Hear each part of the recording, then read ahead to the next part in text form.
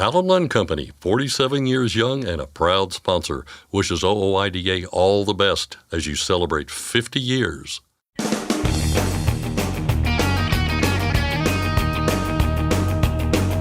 OOIDA, representing America's truckers since 1973, presents Landline Now with your host, Mark Redding. OOIDA is speaking out on a proposal to require side underride guards on trucks. Meanwhile, a portion of a transportation spending bill is designed to address the recent push for speed limiters. I'll discuss both with OOIDA Director of Federal Affairs, Jay Grimes. Also on today's program, we're taking a walk down memory lane, or more specifically, the Monfort Lane. Landline Now's Ashley Blackford speaks with a couple of drivers who say driving for Monfort was the best time in their life. But first, the news with Scott Thompson. Thanks, Mark. You've got a few more hours to get your comments in about NHTSA's proposed rule on side underride guards for tractor trailers. The deadline is midnight.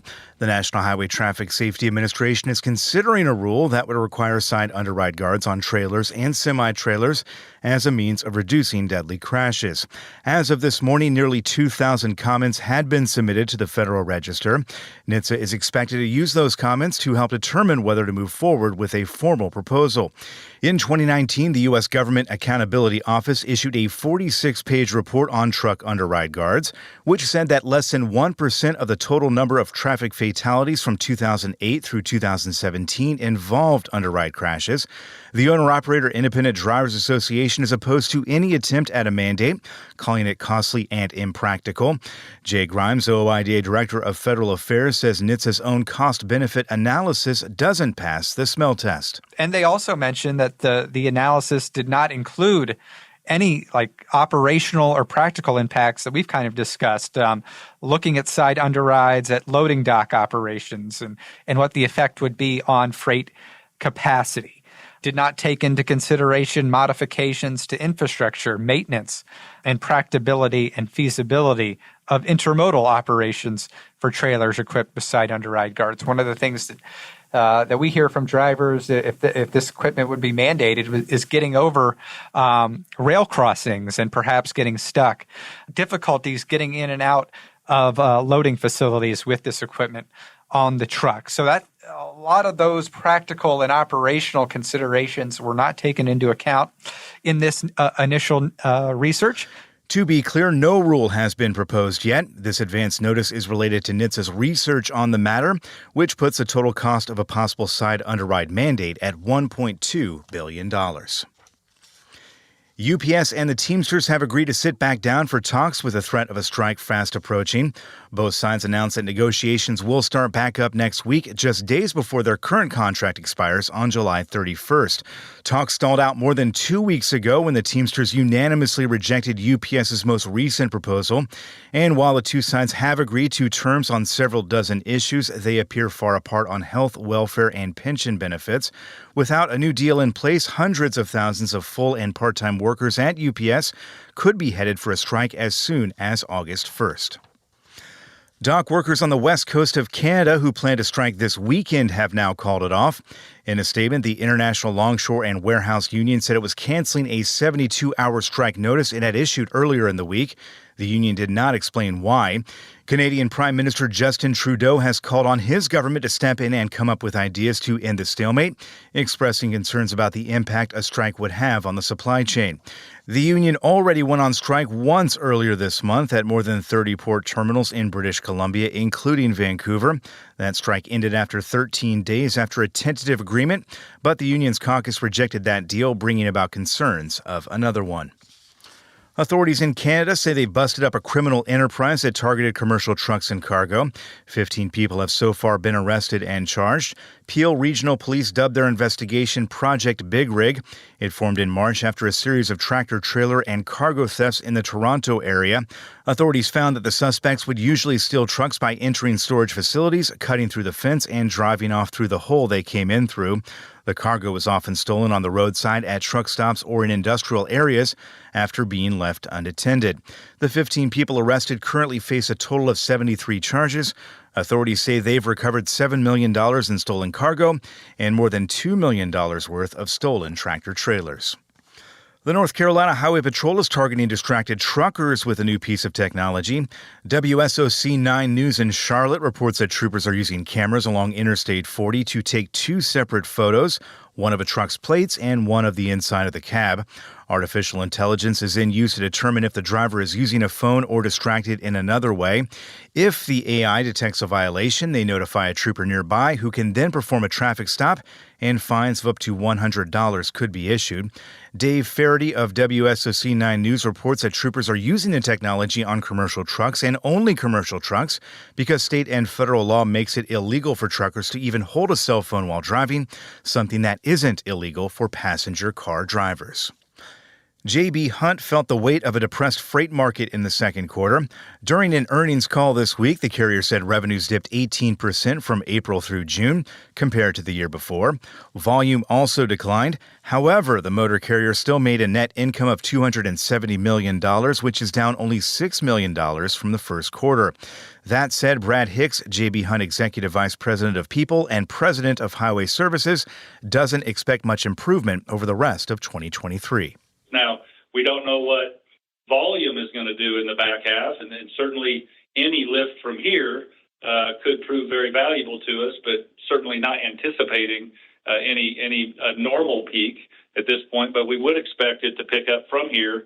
But we don't know, if you look at the elevated revenues that carriers were benefiting from in the peak of the pandemic, it's hard to tell how much of that they were able to save that could carry them deeper than maybe some of our historical data represents. And so still a little bit wait and see, but certainly seeing more indications of closures or losses in the marketplace today.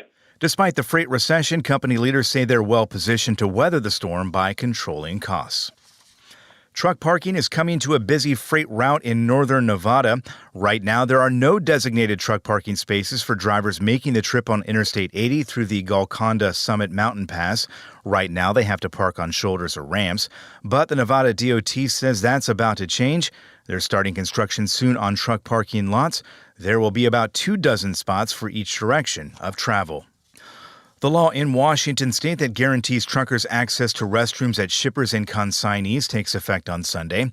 Restrooms can include fixed bathrooms or portable toilets, but the facilities must be located in areas where access would not pose an obvious health or safety risk to the user. The Washington State Department of Health is responsible for enforcement. After one warning, violators could face fines of up to $125. And finally, with much of the country dealing with extreme heat, the National Weather Service in Midland, Texas is using cookies to make a point. On Wednesday, they did a little experiment. With the outside temperature reaching 105 degrees, the Weather Service put a sheet of unbaked cookies on the dashboard of a car and let them bake. 4.5 hours later, at a temperature of 190 degrees on that dashboard, the cookies were mostly baked. A reminder to everyone that the heat out there is dangerous, especially for anyone or anything left in a hot car, unless you're a cookie, in which case you're probably delicious. That's Landline Now News for today. I'm Scott Thompson. Thanks, Scott. OOIDA will offer its Truck to Success live seminar October 17th through the 19th at the Courtyard by Marriott in Blue Springs, Missouri. We'll have a link to where you can sign up to take the course at our website, landlinenow.com.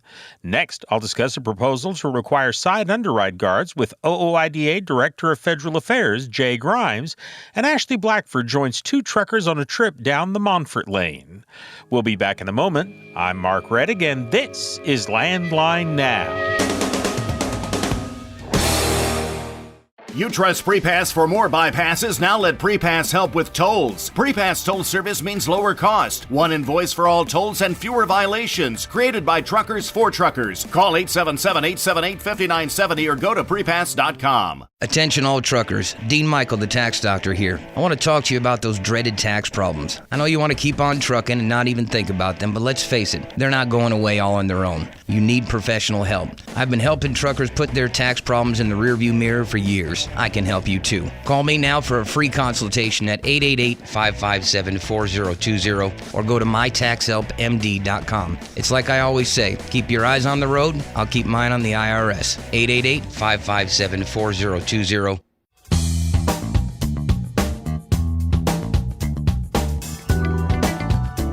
OOIDA is speaking out on a proposal to require side underride guards on trucks. You're listening to Landline Now, and this is Regulatory Roundup. I'm Mark Reddick, and I'm joined as always by OOIDA Director of Federal Affairs, Jay Grimes. Jay, thanks for joining me. Good to be with you, Mark. Glad to have you here. Let's start out with what exactly this proposal is that's being put out. Yeah, and this is an advance notice of proposed rulemaking, kind of the very initial phase of any potential rulemaking process, more so an information gathering notice here from the National Highway Traffic Safety Administration. And this comes from the 2021 Infrastructure Investment and Jobs Act that required the Department of Transportation and NHTSA to conduct further research on side underride guards to better understand their overall effectiveness, assess the feasibility, benefits, costs, and other impacts of installing side underride guards on trailers and semi-trailers, and then to publish those findings and seek public comment. So that's kind of the stage that we're in. Since that bill was enacted in November of 2021, NHTSA has done some further research on side underrides. They published an updated cost-benefit report.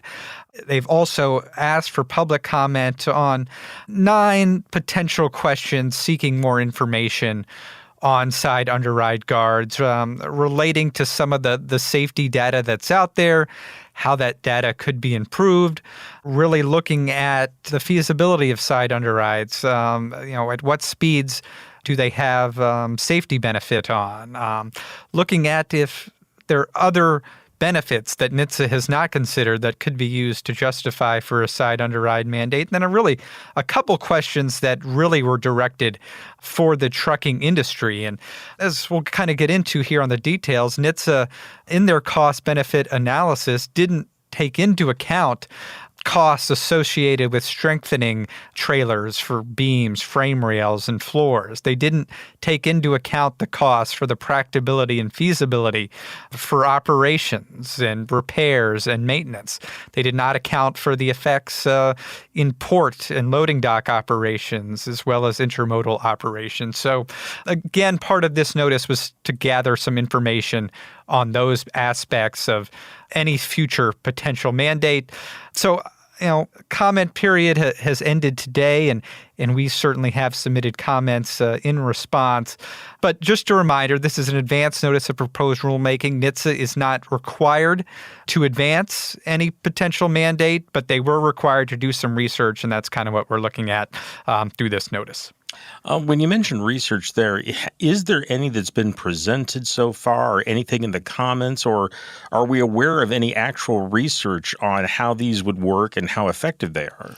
Yeah, so in the most recent research that NHTSA conducted over the past year and a half or so, there were some key findings.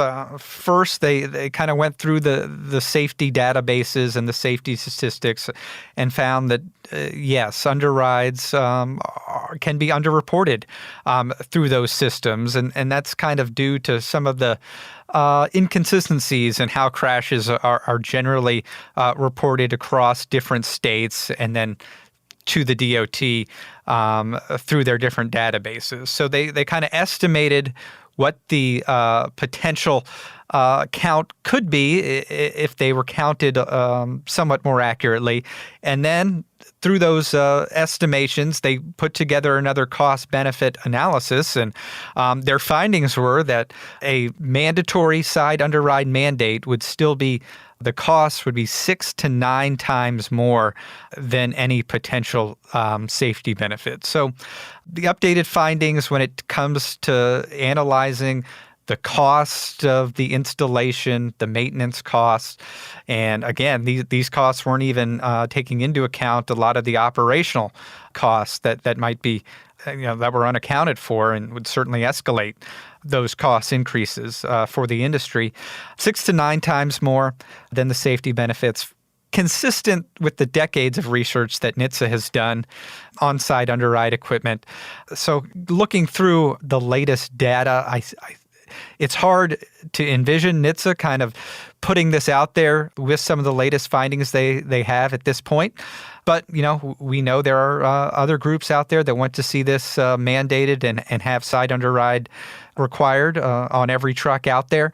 But based on the cost, based on the data that NHTSA has presented here, I think it still remains to be seen that we're going to get the proven and necessary safety benefits from any mandate down the line.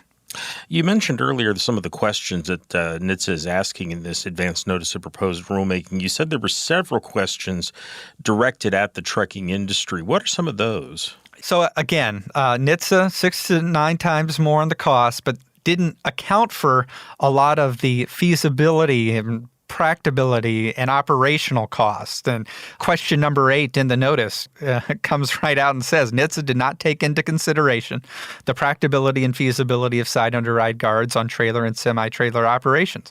Could side underride guards scrape or snag on the road surfaces when vehicles travel over hump surfaces such as highway rail crossings?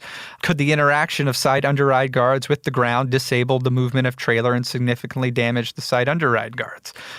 We seek further information on the effects of side underride guards and these operations. And, we responded that, NHTSA really cannot move forward with any rulemaking without fully considering these aspects of operations and feasibility. We found and heard about numerous concerns that limit the real-world practicability of the devices, creating challenges for truckers navigating high curbs, performing inspections under the truck, getting in and out of loading docks, getting over highway rail crossings. In 2022, there were more than 2,000 highway rail crossing collisions in the U.S., more than 30,000 reports of blocked crossings that were submitted to the Federal Railroad Association. So that's a major concern that we've heard about if drivers would be mandated to install this equipment on the trailers. Okay. Well, let's move on to another topic that we have today, and that is a portion of a transportation spending bill that's designed to address the recent push for speed limiters.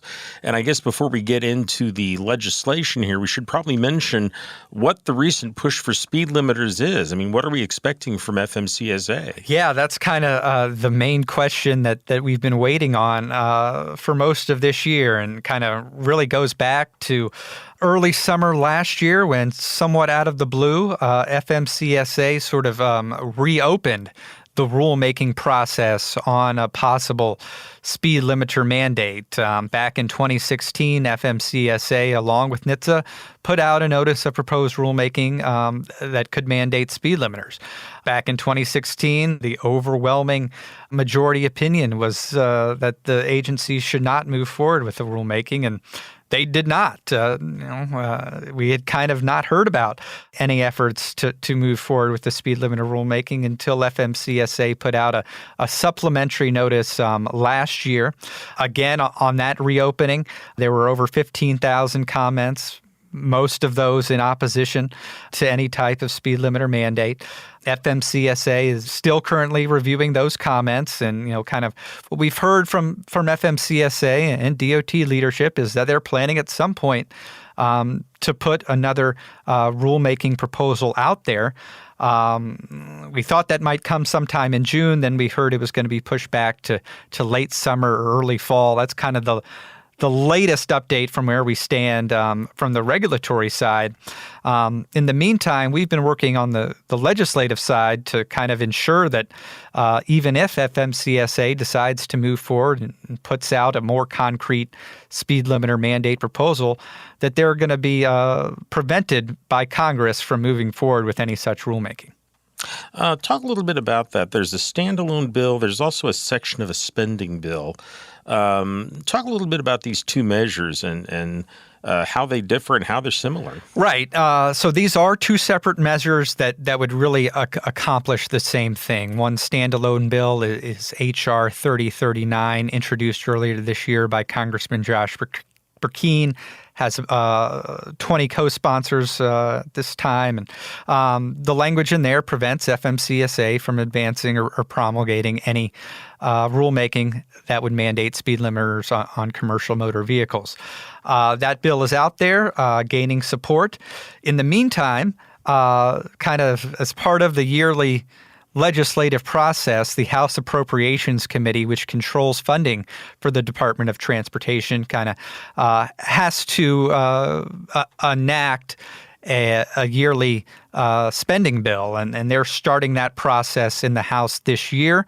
And part of the bill that they're working on includes a provision that aligns with the standalone bill, prevents FMCSA from advancing or promulgating any speed limiter rulemaking. And this is a critical section as part of a much broader bill pertaining to DOT spending. But, given the fact that appropriations bills typically are enacted every year, it's another opportunity, another legislative vehicle to prevent FMCSA from moving forward with any speed limiter proposal. So that's kind of the strategy there. And this week, the House Appropriations Committee began their work on that bill. The subcommittee, the Transportation Subcommittee, had marked it up last week. The full committee marked up the legislation this week. They approved it along a party line vote. There were attempts to remove our anti-speed limiter provision. Those attempts were defeated. So as part of the committee-approved bill, that section 131 remains in the legislation. So good news on the speed limiter front this week. Obviously, that legislation would still have quite a few steps that need to be completed before enacted, but we were happy to see that our efforts to prevent any speed limiter proposal continued to gain momentum, and now we've got two different versions of that legislation, kind of two bites at the apple, I should say, to make sure that FMCSA cannot go through with this regulatory overreach. Quick question I think a lot of folks have is, when we talk about these spending bills, what's the mechanism there that stops FMCSA or NHTSA or anyone else from promulgating a speed limiter rulemaking? Right. So pretty much any regulatory and rulemaking action at DOT and FMCSA is dependent on congressionally approved spending, and that's the oversight that the House Appropriations Committee has over the Department of Transportation. So oftentimes we see if Congress thinks FMCSA is overreaching, they can insert these provisions in appropriation bills that prevent FMCSA from using any funding to move forward with their rulemaking or to enforce their rulemaking. And that's what we have in this case. So it really ties the hands of FMCSA and really takes control out of their hands from having any money to move forward for any speed limiter rulemaking. Okay. Just a little bit of time left. And I know that we've talked about this before, but I'm wondering if you can go over some of OOIDA's concerns about speed limiters. Yeah, main thing is highway safety, that the speed differentials this would create between commercial motor vehicles on the road and other vehicles on the road is going to create more crashes, more accidents when you have the 10, 15, 20 mile an hour speed difference. So this speed limiter rule is mandated. We're going to have more crashes, and we certainly don't want to see that. Okay, Jay, thank you very much. We appreciate all the information. All right. I've been talking with OOIDA's Director of Federal Affairs, Jay Grimes. And folks, if you want to speak out on some of these proposals, it's very simple to do. All you have to do is go to fightingfortruckers.com. We'll be back in just a moment with more of the program. I'm Mark Reddick, and this is Landline Now. Firestone tires are for more of everything. More miles for every tire dollar, and more confidence in your fleet. At Firestone, we help fleets save with dependable value. Find your local Firestone dealer today at firestonetire.com/dealer. Ready to make more money? Use a better load board. For a limited time, get 50% off Truckstop Load Board Pro. Just go to truckstop.com/go and enter promo code READY2023 when you purchase Load Board Pro. Landline Now, welcome back. If you were on the road in the 70s, you may remember the Monfort trucks. The iconic orange and white circus wagons changed the industry and left a lasting legacy for many who drove for the company. One of those drivers was Bill Peary. He joins me now. Bill, can you start by walking me through your history in the trucking industry? My history with Monfort started out a long time ago.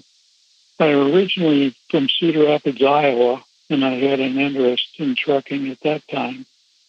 When I moved to Colorado, I had an interest in Monfort, but I drove for a local company hauling rocket fuel to Cape Kennedy, Florida, which was Cape Canaveral at that time, and then to Vandenberg Air Force Base. Working at that company, why I heard more of Monfort. Then I decided to go up and put it in my application because I knew they went through Iowa and stuff, and thought I could see more people in Iowa that I had missed seeing. But of course, Iowa was midway kind of between New York and Greeley, Colorado, so I really didn't get much chance to stop in Iowa. But I did go up in 73, and the day I went up to Monfort, it was snowing pretty bad, and there were light winds, but it wasn't too bad. I went up and checked in with the dispatcher, and he said, "Oh, we aren't doing any driving today because of the weather." And I said, "Well, I came from Golden, Colorado, and I didn't have any problem driving up." He said, "Well, we don't do any driving tests today because of the weather." And I thought, well, okay, the weather shouldn't be that bad, considering, but we all drive in bad weather when we're trucking, so to speak. I mean, when it gets really bad, we quit. So I came back up in a couple of weeks and put in my application, and they let me know that I could be hired at any time.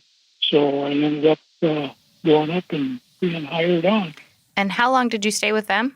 26 years. 26 years, wow. Part of that 26 years, why I left the Monfort organization to lease trucks and drivers to Monfort, but I still had a truck on with Monfort, and I got married at that time, and my wife helped run the trucks, and of course I was still on the road at that time, or I went back on the road as she helped with that. So I was still with Monfort at that time, but I wasn't on a company truck. When I started, John Shoup ran the operation, and wow, what a wonderful man.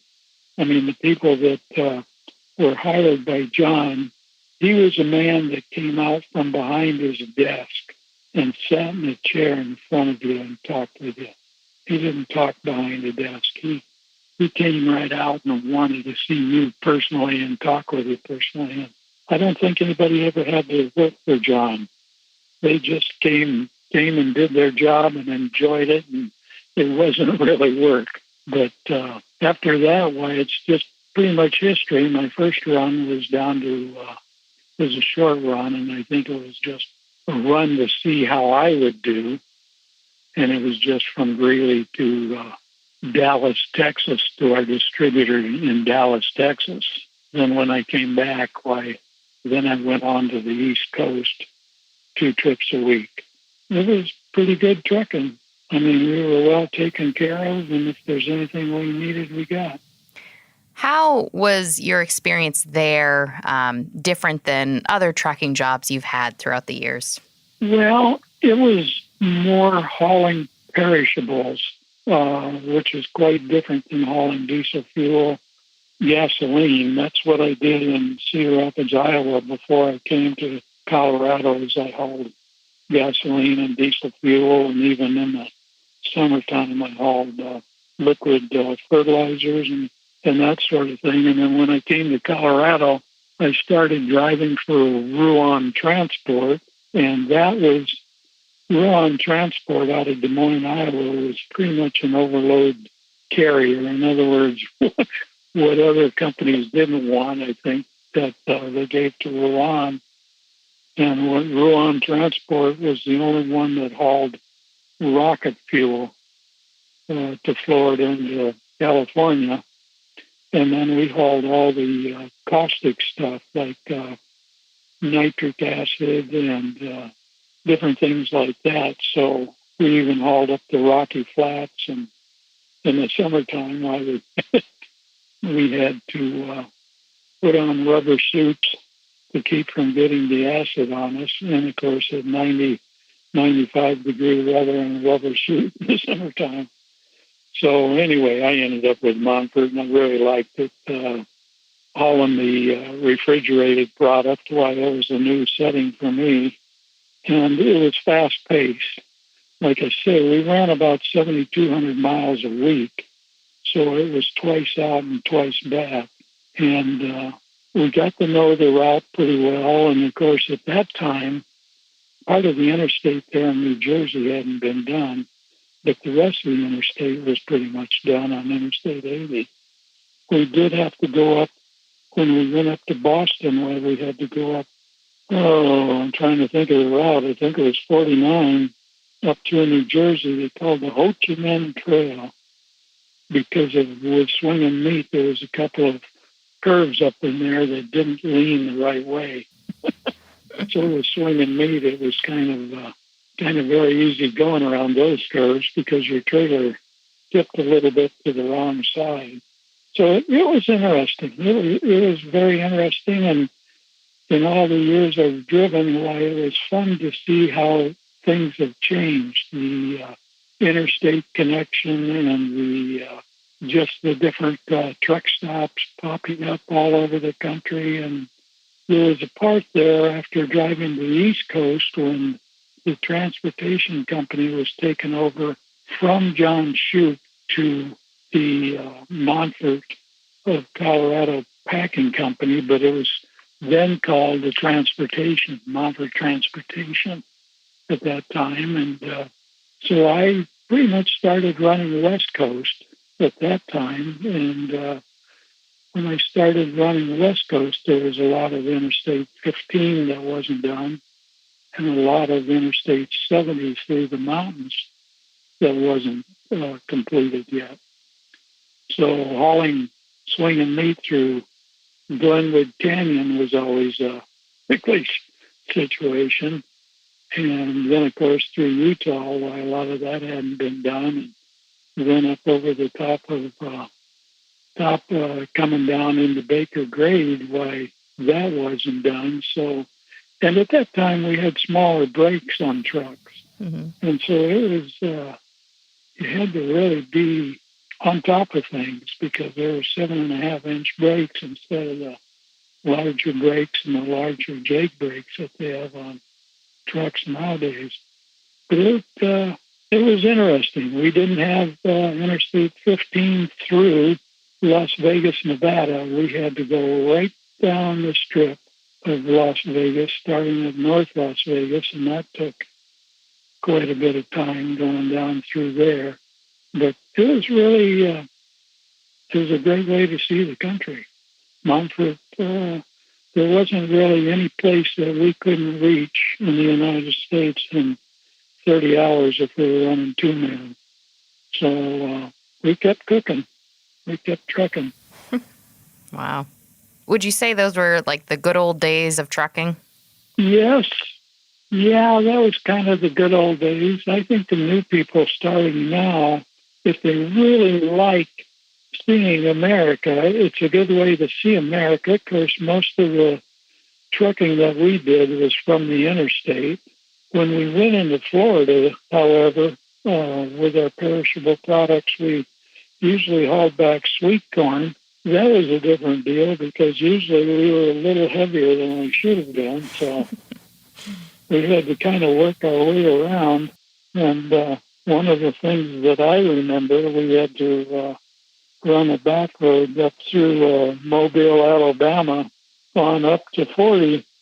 Of course, we had to go through the back roads across some of the wooden bridges. They were low bridges. They didn't have any, they weren't built up high. They were just a bridge that went over a wetland, so to speak, in Mississippi. And there were also scales that were notorious for stopping trucks Lucydale scales there in Mississippi. Why, that was a tough one that we had to kind of worm our way around. But I can remember one night going across these bridges, and the guy says, "Hey, Monfort, watch out up ahead of you there. You got a plank missing out of one of the bridges." And in my mind, I could see this big newspaper article of a Monfort truck down in the water, because the water was only like maybe 5 feet below you on this wooden bridge. Oh, wow. And I could just see a picture of us with our tractor up on the bridge and the trailer down in the water. It was quite interesting at those times. But and then once the interstate was built, of course, we weren't the early Monfort trucks. We were all over the place at that time. And instead of just hauling into Little West 12th Street in Manhattan and up into Worcester, Mass, and up into Boston at the market, we were all over the place at that time. Now, in the article in Landline magazine, you said driving for Monfort was the best time of your life. Why is that? It was just relaxing, really. I mean, I guess there weren't as many. I have to say this. It was just, we never really got bothered by anybody. We just did our jobs and went out and back and just did our work. And we really never got bothered by any laws. Of course, when I say that, being leased to Monfort, they did all the work for us as owner-operators and as drivers, because they handled everything from the road and fuel taxes to the licensing. They handled everything for us. So it wasn't like I was an owner-operator running under my own authority. That's where it really gets tough for drivers running under their own authority, because they may have 1 or 2 or 3 trucks, maybe 10 trucks, and it just always seems that they're up against something. And of course, we never were. We were just going down the road, and it was pretty relaxing, and I just loved to drive. I mean, I've driven all my life. I have just short of 6 million miles with no chargeable accidents, and I just love it. I just love to drive. Now it's a different ballgame. When I go from here to Denver to see my sister, I can see a lot of the trucks are having troubles. The bigger carriers are having problems with having their trucks geared for, I think Prime is about 63, I think. Some of the other trucks are 65, but I see where they're kind of stuck in passing each other. I think the things that kept us from accidents in the early Monfort days, yes, we did have less traffic, but we weren't beside another vehicle for any length of time trying to get around them.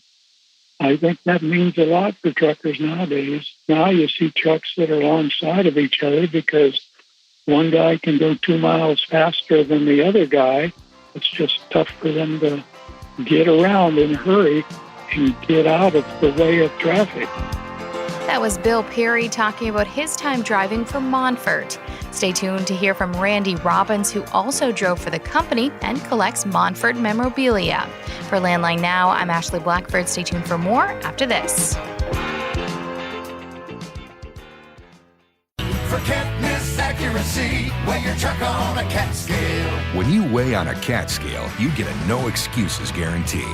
You can now save time weighing by using your smartphone. Find out more at weightmytruck.com. Since you started, what you've loved about trucking is the freedom. Heading out on your favorite route, a good driving song, and thinking about truck insurance. Well, maybe not that last one. That's why we're here.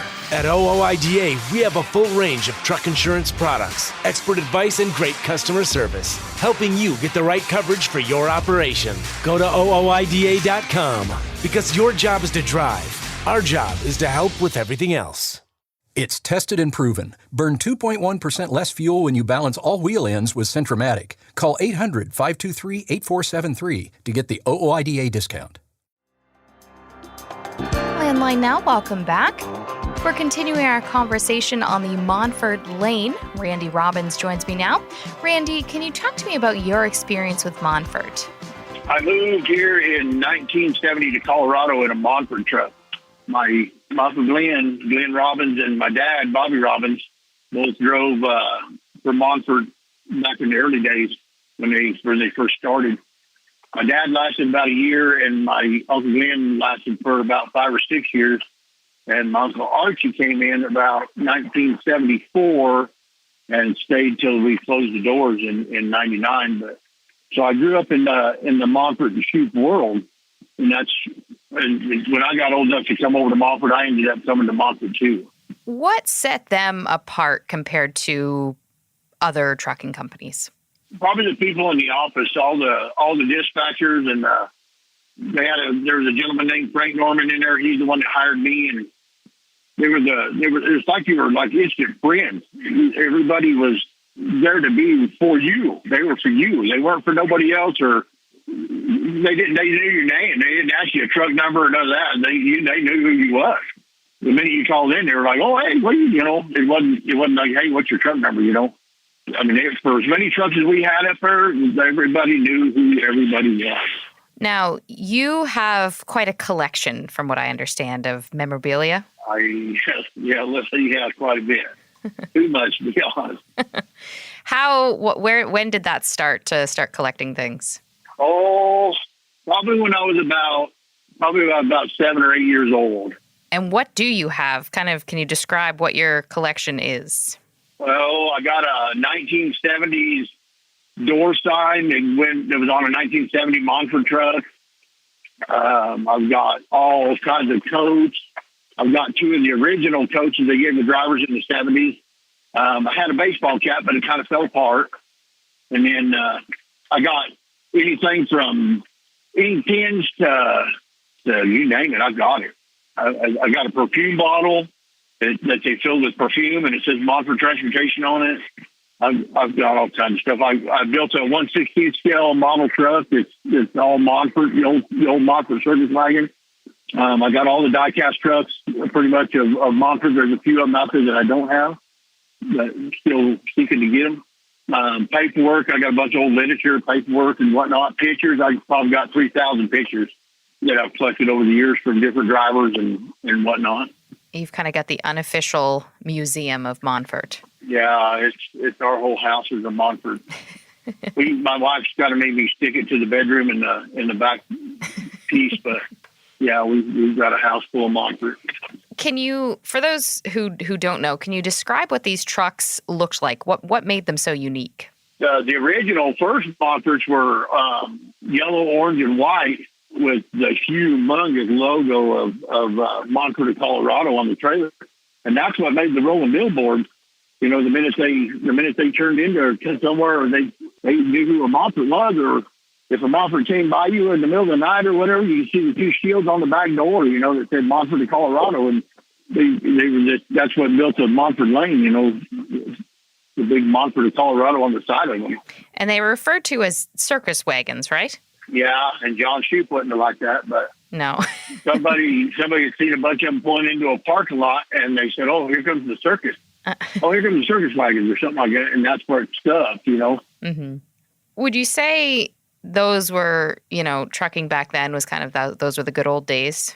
Yeah, that's when they were real cowboys. You know, they were the cowboys of the West and the East, and I mean they Monfort had drivers from all over. You know, from Colorado to New York, Iowa, and then later on in California. They ran to California with the 400 series trucks, and they were just cowboys. They were nice dressed guys. You know, they were appropriate. You know, they were not.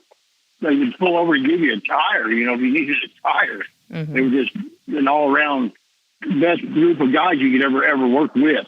And I'm younger than them guys today, but they're still like my heroes. They're they're like best friends to me. You know, Bill Agins, Bill Prairie, and I mean, there's so many of them left. That Rich Rakowski, there's a bunch of them. Keith Figman, they're all like heroes to me. made me who I am today. I mean, I've learned a lot of stuff from these guys. That was Randy Robbins talking about his experience with Monfort. Bill Peary, who we heard from earlier, had a few words of advice for those getting into the trucking industry. Well, I think the main thing, unless you like to drive, do not get into trucking because there's nothing else to do, or you can't seem to find anything to get interested in. I really think trucking has to be done from somebody that really likes to drive and really likes to show themselves as somebody that can get the job done. You know, Landline puts in there that, there is no driver shortage. And that is very true when you have that many CDLs, 400 and some thousand CDLs every year. But I think that some people get into driving because that's where they can make some quick money. And then once they've done it, they're kind of discouraged and they get out of it right away. And you just never stop learning. If you stop learning in trucking, it's going to get the best of you because it's a fast-paced deal. Trucking, for a truck driver, I will say that everything a driver does in his work day would be a product of time management. From the time you're headed to work to the time you get it, look over your truck, check your tire stuff, and really look over that truck, everything is time management. When you hop in that seat, you go to pick up your trailer, or if you're already hooked to a trailer, you're in time management 3 days ahead of where you're at. Now, that's tough for a lot of people coming on the job because I knew whether I headed east, south, north, or west, where I would be in 10 hours. I already knew that. And the second day, I knew where I was going to be. And the third day, if it was a long run, I knew exactly where I was going to be. It was easier driving at the time, especially on a team. If that driver got tired with the sun coming up, or maybe a bad breakfast that he had, and he's slapping himself in the face to stay awake, if I'm sleeping behind him, I want him to get me up. I've been back there sleeping for 2 hours, and I can sure get in that seat and drive before he either wanders into the median or wanders off the road trying to stay awake. I want to be woke up, and I think with the teamwork like we had with Monfort, we just didn't drive tired. We didn't drive tired. We got that other guy up. There was no clock in there to say, no, you can't get up. You can't get out of that bed. You haven't had your 8 hours of sleep. Well, we worked it out. I drive for 3 more hours while that guy was in there to sleep. Then we go back to our 5 hours of driving. Today, I don't know if I could run team like a lot of companies do. We didn't mess around when we drove team. We talked maybe 5 minutes before we went to bed, and because our bodies got used to it, that's why I say that Monfort had very few accidents because we were able to get the guy up if we had a problem. And nowadays, they can't do that. That was OOIDA member Bill Peary giving advice for those starting out in the industry. For Landline Now, I'm Ashley Blackford. Thanks, Ashley. That's our show for today. We'll be back tomorrow with more news and information. I'm Mark Reddick, and this is Landline Now.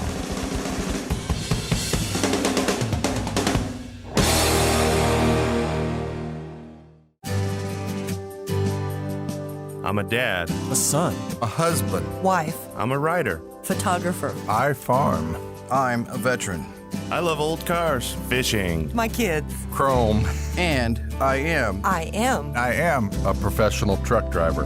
And together we are OOIDA. OOIDA was founded by truckers to stand up and speak on behalf of truckers.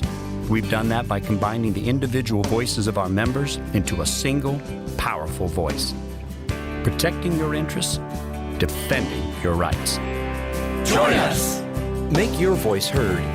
Join OOIDA, the Owner-Operator Independent Drivers Association.